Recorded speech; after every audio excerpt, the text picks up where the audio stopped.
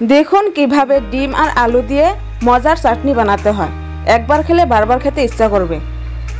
দৈনিক এরকম ভিডিও পাওয়ার জন্য আমার চ্যানেলটা সাবস্ক্রাইব করে রাখুন। Let's go. প্রথমে আমি পানি গরম করে নিয়েছি, তারপর আমি ডিমগুলো সেদ্ধ করেছি, সেদ্ধ করে ঠান্ডা পানিতে নামিয়ে নিয়েছি। ডিমগুলা এরকম করে নামিয়ে নিয়েছি। ডিমগুলা নামিয়ে নেওয়ার পর আমি ডিমগুলা ছিলে নিয়েছি, তারপর এরকম দেখা যাবে। ডিমগুলা ভালোভাবে ছিলে নিয়েছি, তারপর আমি সেই গরম পানিতে আমি আলু দিয়ে দিয়েছি। আলুগুলা ডিমের মতোই ভালোভাবে সিদ্ধ করে নিয়ে নিয়েছি। তারপরে ঢাকুনি দিয়ে ঢাকে দিয়ে দিয়েছি। তারপর একটা কড়াইতে আমি অল্প করে তেল নিয়ে নিয়েছি। আপনারাও চাইলে এরকম করে তেল নিয়ে নিতে পারবেন।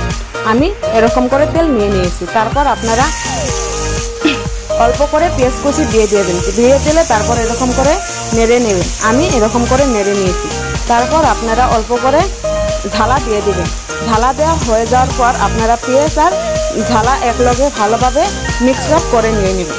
ভালোভাবে মিক্স আপ হয়ে যাওয়ার পর আপনারা একটা থালাতে এরকম করে নামিয়ে নেবেন। নামিয়ে নিয়েছি। তারপর আপনি ডিমগুলো এরকম করে মেশিনের সাহায্যে কুচি কুচি করে নিয়েছি। আপনারাও চাইলে এরকম করে কুচি কুচি করে নিয়ে নিতে পারেন। আমি এরকম করে কুচি কুচি করে নিয়েছি। আপনারাও ভালোভাবে কুচি কুচি করে নিয়ে নেবেন। তারপর এরকম দেখা যাবে ডিমগুলো। তারপর আমি একটা আলু ডিমের মতোই কুচি কুচি করে নিয়েছি।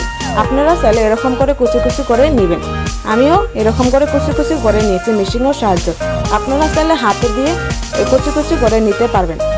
তারপর আমি পেঁয়াজ আর মরিচ যে ভেজে রেখেছি সেইগুলা হাত দিয়ে ভালোভাবে আমি মিক্স করে নিয়ে নিয়েছি। মিক্স করা হয়ে যাওয়ার পর আমি ডিম আর আলুর মধ্যে দিয়ে দিয়েছি। তারপর এগুলা ভালোভাবে হাত দিয়ে মিক্স করে নিয়ে নিয়েছি। এরকম করে আপনারা চাইলে এরকম করে মিক্স করে নিয়ে নিতে পারেন। তারপর এরকম দেখা যাবে, এরকম দেখা যাবে। তারপর আমি তেলের মধ্যে ছেড়ে দিয়েছি।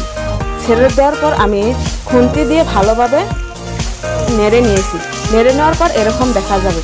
দেখুন আমি কিরকম করে ভেজে নিয়েছি। আপনারাও এরকম করে চাইলে ভেজে নিতে পারেন। ফাইনালি আমার চাটনিটা রেডি হয়ে গেল। এরকম ভিডিও পাওয়ার জন্য আমার চ্যানেলটা সাবস্ক্রাইব করে রেখে দিন। ধন্যবাদ।